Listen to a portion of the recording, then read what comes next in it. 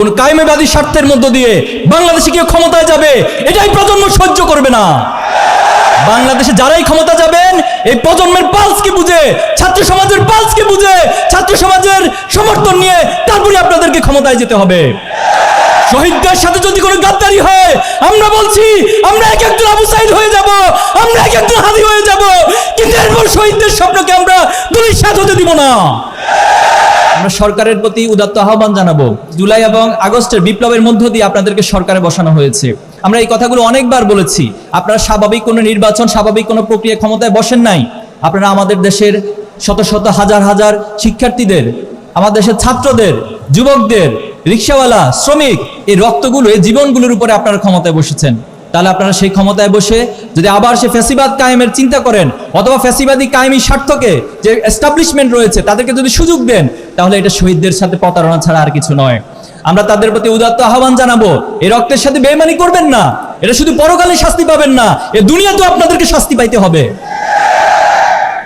আজকে কতটা দুঃখের সাথে, কষ্টের সাথে আমাদেরকে দেখতে হচ্ছে, বলতে হচ্ছে, আমরা এই সময়ের মধ্যে অতিবাহিত করতে হচ্ছে। আমাদের জুলাই আন্দোলনের অন্যতম সহযোদ্ধা শহীদ শরীফ ওসমান বিন হাদিকে নির্মমভাবে হত্যা করা হয়েছে। এটা কিভাবে সম্ভব? এবং হত্যা করার পর আমরা জেনেছি ওনাকে গুলি করা হয়েছে 2টায়, অথচ বাংলাদেশের যে সীমান্তগুলো রয়েছে সেখানে নিউজ গিয়েছে সন্ধ্যা 7টার পর যে আপনারা পাড়ি বসান, চেকপোস্ট বসান। এ কেমন আচরণ করেছেন আপনি? তারা কিভাবে করে বাংলাদেশের বর্ডার পার হয়? তাহলে বাংলাদেশের বর্ডার পার হয়ে যে রাষ্ট্রে যাচ্ছে তাদেরকে কারা আশ্রয় দিচ্ছে?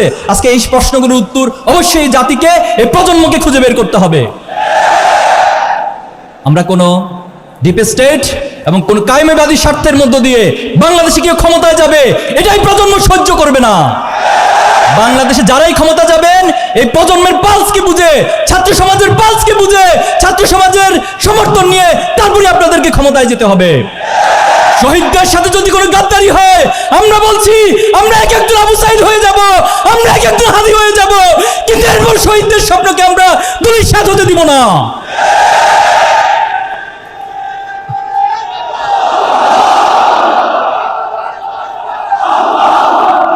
আমরা স্পষ্ট ভাষায় বলবো, অতি সত্বর শহীদ হাদি ভাইয়ের খুনিদেরকে গ্রেপ্তার করতে হবে।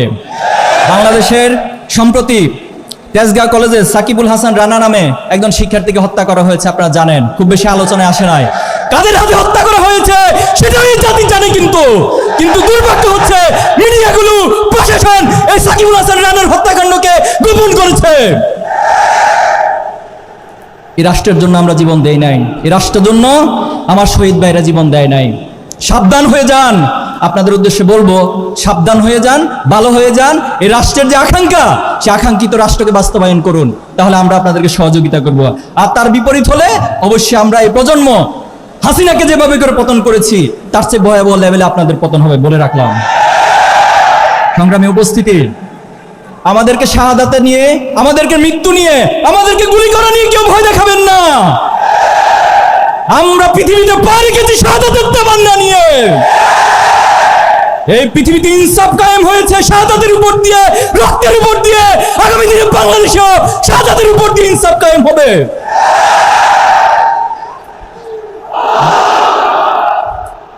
এই জমিনের প্রতি ইঞ্চি মাটি আমাদের শহীদের রক্তে কেনা। সংগ্রামী ভাইয়েরা, আজকে আমি স্লোগান দিতে চাই, আপনারা স্লোগান দিবেন আমার সাথে। আমি জুলাইকে স্মরণ করে স্লোগান দিব, আমি ফ্যাসিবাদকে স্মরণ করে স্লোগানগুলো দিব, আমি আমার হাদি ভাইকে স্মরণ করে স্লোগান দিব, বাংলাদেশে আগামী দিনে ইনসাফকে স্মরণ করে স্লোগান দিব। নারায়ে তাকবীর,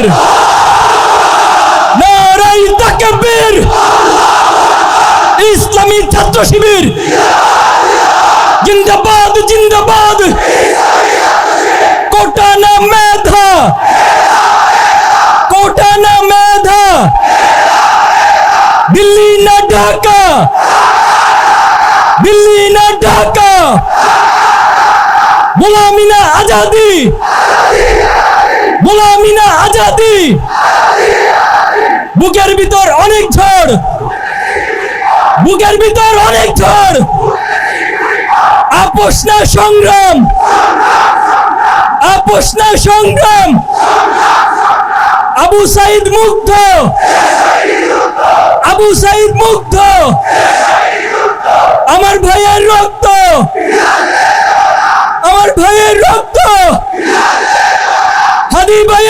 রক্ত, শহীদদের রক্ত, আমরা সবাই হাদি হব, যুগে যুগে লড়ে যাব, আমরা সবাই হাদি হব। We want justice.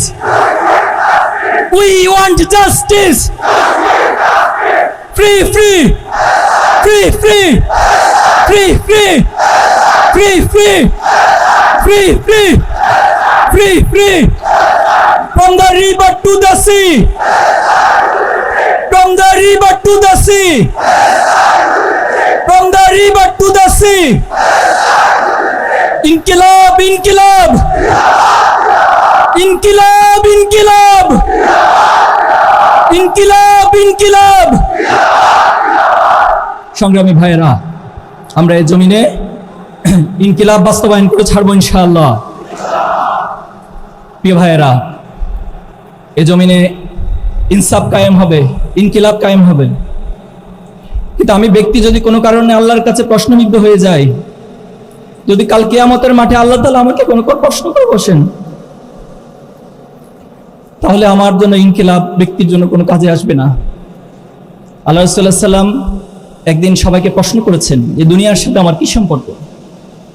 তখন আল্লাহ সাল্লাম নিজেই সেটার উত্তর দিয়েছেন একটা উপমার মধ্য দিয়ে। তিনি বলেছেন যে কোনো একজন পথিক যখন অনেক দূরবর্তী পথে যাত্রা করে, পথিমধ্যে তিনি একটি বৃক্ষ দেখতে পেল এবং সেই বৃক্ষের নিচে সামান্য কিছু সময় বিশ্রামের প্রয়োজন হলো এবং বিশ্রাম করে তিনি আবার তার নির্দিষ্ট গন্তব্যের দিকে হেঁটে যান। এই দুনিয়ার সাথে আমার সম্পর্ক হচ্ছে সে পথিকের অতি সামান্য কিছু সময় বৃক্ষের নিকট বিশ্রাম নেওয়ার মতো। আল্লাহ তাআলার কাছে দুনিয়ার মূল্য একটি মশার ডানার চেয়ে তুচ্ছ হিসেবে বিবেচিত হয়।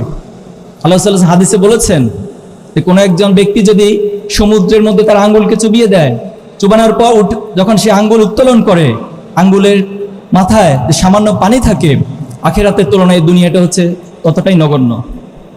সংগ্রামী ভাইয়েরা আমার, আমরা আমাদের এই সকল প্রচেষ্টার মধ্য দিয়ে আল্লাহর কাছে একটা জিনিসই চাই, আল্লাহ যেন আমাদেরকে জান্নাতে শামিল করে নেন।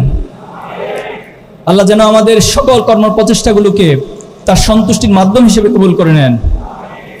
বিগত সময় ইসলামী ছাত্র শিবির যে পথ মারি দিয়ে এসেছে, 2025 যতটুকু অর্জন হয়েছে, আগামী বছর আপনাদের সকলের প্রচেষ্টার মধ্য দিয়ে আল্লাহ তাআলা আমাদেরকে আরো অনেক অনেক বেশি অর্জনের সম্মুখীন করবে ইনশাআল্লাহ। আল্লাহ আমাদেরকে আরো অনেক অনেক অর্জনের দিকে, সফলতার দিকে ধাবিত করবে ইনশাআল্লাহ। নাসরুম মিনাল্লাহি ওয়া ফাতহুন করিব। সর্বশেষ আল্লাহ তাআলার কাছে একটাই ফরিয়াদ, আমাদের সব কিছুর বিনিময়ে আমাদের রব যেন আমাদের উপর সন্তুষ্ট হয়ে যায়। আমার রব যখন বলবে রাদিয়াল্লাহু আনহু ওয়া রাদু আনহুম, তখন আমার বান্দা হিসেবে, গোলাম হিসেবে আমার আর চাওয়া পাওয়ার কোনো কিছুই থাকবে না। আল্লাহ আমাদেরকে তার সন্তুষ্টির চিত্ত বান্দাদের কাতারে শামিল করে নিন। আল্লাহ তাআলা আমাদের সবাইকে তার জান্নাতে একসাথে করে শামিল করে নিন। আপনাদের সবাইকে অনেক অনেক ধন্যবাদ।